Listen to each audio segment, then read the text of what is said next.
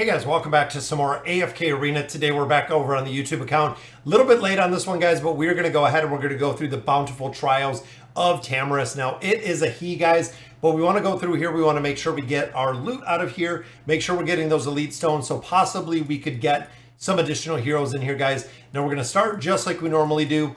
Now, overall, Tamrus, it seems like super effective when it comes to back row. Front row formation, not really working too well within the front row. Again, a little bit of a different build in this one because of the crowd control aspect that he does allow in here. I'm going to run through it again really quick. We're going to look at some of the skills and abilities. But overall, guys, you can see the build in here. We're running Kanisa and Rook with Joan, Tamrus, and then we have Iran, and then we do have the even Kanisa and Root guys doing a lot of damage, but we have Respin in that very last slot. Now Respin, of course, works pretty well. The big thing with Respin, guys, is Respin requires a very high investment. A lot of players used to play him in PvP. He has since been completely back road. Nobody actually uses him anymore, which is unfortunate because as we phase out heroes. But again, Kanisa and Root, Joan, we have Tamrus in the front, or in the very top left, Iran, and then Respin. And as you can see, guys, the crowd control aspect in here is pretty strong. But overall, I'm not super impressed with the trials and the way, I guess, the hero works. Even looking at a hero like Kanisa and Rook, guys, does incredibly well for the build that Kanisa and Rook has. You can see even getting these stages done. Tamrus, again, not super impressed with. Overall, guys, almost 10 million damage from Kanisa and Rook. Now, Kanisa and Rook, similar to Vithiel, two very high priority heroes that we've seen, guys. Now, in this one, we're going with Salakai. We're using Anoki, which is very interesting. We're using Audrey, and we're using Silas in the next two formations. So again, Anoki, I'm not sure if there's going to be a point where we're actually going to use him for anything, but I would probably bet on, the answer would be no in that one. And again, guys, 6 million damage in there, but looking 824k, kind of mixed reviews. I'm not really seeing the effectiveness. We're going to move over here to the top right. Now, also one of the big things with this, guys, is because we're not quite seeing the effectiveness of this hero.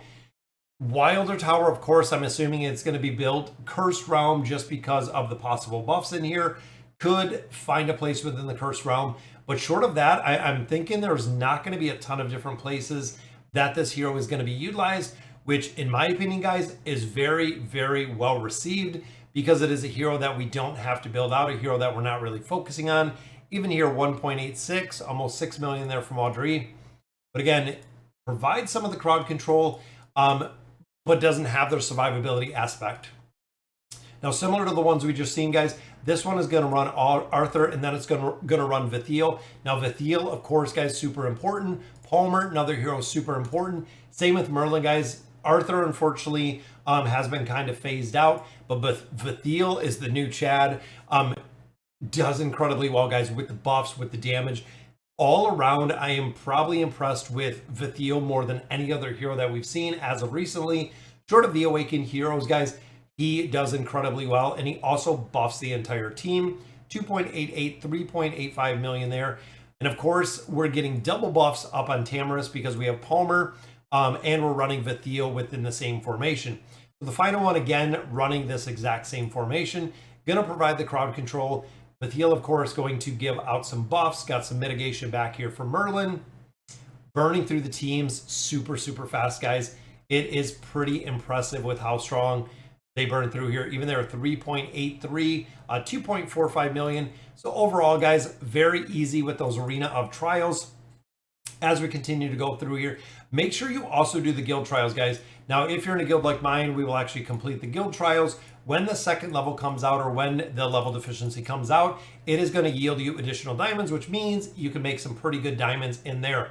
Now, overall, guys, again, like we said with Tamrus, with her being a warrior class, I thought there'd be a little bit more damage, but overall control is the main thing. Big thing, of course, is the survivability issues that we're seeing with him. It has been a little bit, again, of the issues. Now, he does provide some silence. He does provide some crowd control. But again, it is the survivability aspect that we see with the targets like the Pain Wheel. when he spins around, knocking enemies back. Now he will bring everyone together with the get over here. So flings the grappling hook towards 2 enemies, brings them in with an attack rating reduction, which again is very good, does the silence on the enemies. But again, is the damage reduction, or is the attack rating reduction enough to offset the damage he takes? In game modes like the Cursed Realm, yes, it is going to work. In campaign formations, when you start getting into higher level efficiencies or higher stats, the answer for that is going to be no, guys, which again really makes the viability of this hero. PvP based definitely could work because of the same or similar levels.